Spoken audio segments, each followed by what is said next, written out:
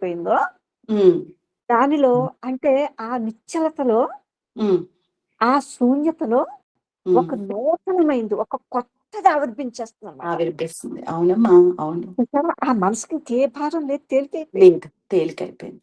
దాని సుఖ, దుఃఖ, నింద, స్తుతి, అస్సలు లాభ, నష్ట ఏదైతే ఉందో చూసారా? ఉమ్, ఉమ్. దేన్ని ఖండించకుండా ఊరికే ఉమ్. చూడటం అనేది మొదలుపెట్టింది. మొదలు పెట్టిందమ్మా. అవునమ్మా. ఏ అభిప్రాయము దానికి లేదు. లేదు. చూసారా? అవునమ్మా. అంటే పరిపూర్ణంగా ఉమ్, స్వీకరించే పాత్రలాగా ఏది దాని ముందుకు వస్తే అక్కడ ఉమ్. దాన్ని స్వీకరిస్తూ పరిపూర్ణంగా ఉండిపోయిందనమాట అలాగా. అవును, అవును, ఇది అవునమ్మా. మీకు అర్థమైందా కవిత? అర్థమైందమ్మా. ఇలాగే ఇది సుఖమని కానీ, ఇది గొప్పగా ఉందని కానీ, అస్సలు ఇంకా దుఃఖ పరిస్థితులు ఏర్పడినప్పుడు అది దుఃఖమని కానీ, రెండింటినీ ఆ పూర్తి నిశ్చలంగా ఉన్నటువంటి ఆ చూపు ఒక్కటే చూస్తానంతే. చూస్తున్నది. అంటే ఏంటి దాని అర్థం? ఆ మనసు మన నియంత్రణ లేకుండానే, ఆలోచన చలనం లేకుండానే పూర్తిగా నిశ్చలమైపోయిందనమాట. అవునమ్మా. అవును. మీకు నిజంగా అంతర్దృష్టి ఉంటే అది ఎంతో సహజంగా ఆలోచనకు సరైనటువంటి స్థానాన్ని తీసుకొచ్చేస్తుంది. నాకు ఒక్కొక్కసారి ఇదే అనిపిస్తుంది. ఇది మన వాళ్ళందరికీ తెలిస్తే బాగుండు. ఇంకది అది దాని తిరుగుడు ఆపేస్తుంది కదా కవిత. అవునమ్మా, అసలు తిరుగుడు గొలుగుడు ఆగిపోతే ఎంత ఖాళీ అయిపోయిందమ్మా అసలు. అది ఏంటంటే ఆలోచనకి సరైన దాని స్థానం ఎక్కడ చూపించేస్తానండి అది. చూపిస్తున్నది. చూసారా? అవునమ్మా. నిజానికి చెప్పాలి, ఆలోచన నిజానికి ఆయన అంటాడు ఎంత లోతులు చూడండి కవిత ఎలా ప్రవహిస్తావో. ఆలోచనకు ఒక స్థానం ఉంది అని అన్నది కూడా అర్థం అవ్వలేదు అంటే ఇంకా అసలు ఎంత బాగా అర్థం చేయించారమ్మా. ఏది అవసరం అది తీసుకొస్తుంది ఆ మనసు. ఇంత బాగా ధ్యానం గురించి కానీ చూసారా? ఏదైతే ఉందో సత్యమేమిటో మీకు ఎవరు చెప్పక్కర్లేదు. ఇంకా చెప్పక్కర్లేదు. ఆ నిశ్శబ్ద స్థితే, ఆ సరళ చింతనమే, పరిపూర్ణ దృష్టి మిమ్మల్ని తీసుకెళ్ళిపోతున్నది. దాన్ని మీరు ఆహ్వానించలేరు. అవును. మీరు కనుక ఇలా ఉంటే ఆ సత్యం అక్కడే చూసారా? మీ ఉనికిలో మీ అస్తిత్వంలోకి వచ్చేస్తుంది. మనం వెళ్ళక్కర్లేదు. అవునమ్మా. అంటే ఇక్కడ ఏంటి, ఈ అంతర్దృష్టి కనుక మనకు ఉన్నట్లయితే అది ఎంతో సహజంగా ఆలోచనకు సరైన స్థానాన్ని తీసుకొచ్చేస్తుంది అనమాట. నిజానికి చూస్తే ఆలోచనకి తనదైనటువంటి ఒక మంచి స్థానం ఉంది. ఉంది అమ్మా, ఉంది. చూసారా? ఆలోచనకు ఒక స్థానం ఏంటో తెలుసా కవిత ఇది? అవునమ్మా.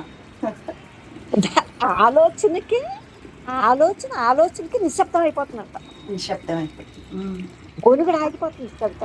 అవునమ్మా, గొనుగుడు ఆగిపోయింది. అసలు అనవసరమైన గొనుగుడు ఏది ఆలోచన ఎప్పుడైతే దాని స్థానంలో అది ఉందో ఆ మనసు నిశ్శబ్దంగా అయిపోతుంది.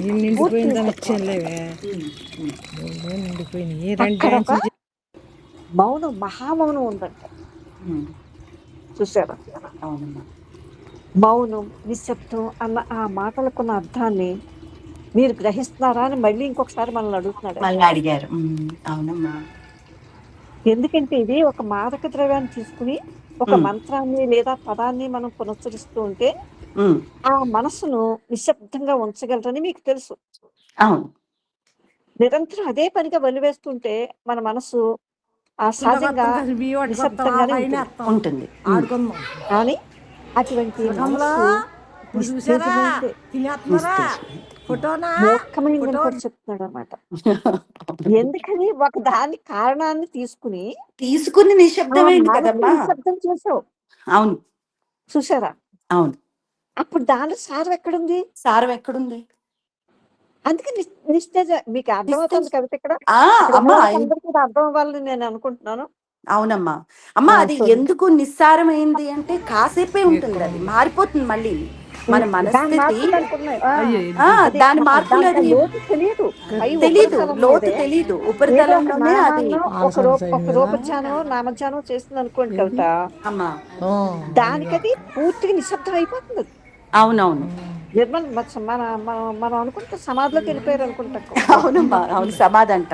అది ఒక సుఖం, నిజంగా సుఖాన్ని ఇస్తుంది అది. అవునమ్మా. కానీ అది నిస్తేజమైందే అంటున్నాడు. అవునమ్మా. ఎందుకని? ఒక కారణాన్ని పెట్టుకుంది అక్కడ. ఉమ్, నేను నామం చేశాను. నామం వల్ల ఇలా ఇది నిశ్శబ్దం అయిపోయింది. నిశ్శబ్దం అయిపోయింది. లేదా ఒక రూపాన్ని ధ్యానం చేశాను. ఉమ్, లేదా నేను పాడాను. ఒక పాటలో లీనమైపోయాను.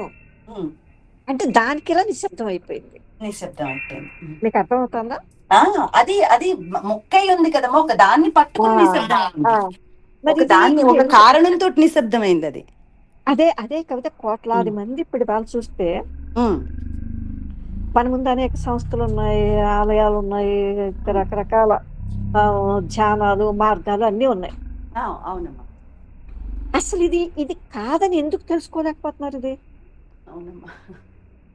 అది మళ్ళీ మళ్ళీ తిరిగి వచ్చేస్తాను కదా, అప్పుడైనా అర్థం అవ్వదా? అర్థం అవ్వదా? అవునమ్మా. అలా అర్థం చేసుకున్న వల్లే, అలా అర్థం చేసుకున్నప్పుడే ముందుకెళ్ళగలమమ్మా. అది అంటే మళ్ళీ ఇంకొకళ్ళు చూపించాలి. అది చూపించాలంటే అలా ఇది ఎలా ఉండట్లేదని వాళ్ళకి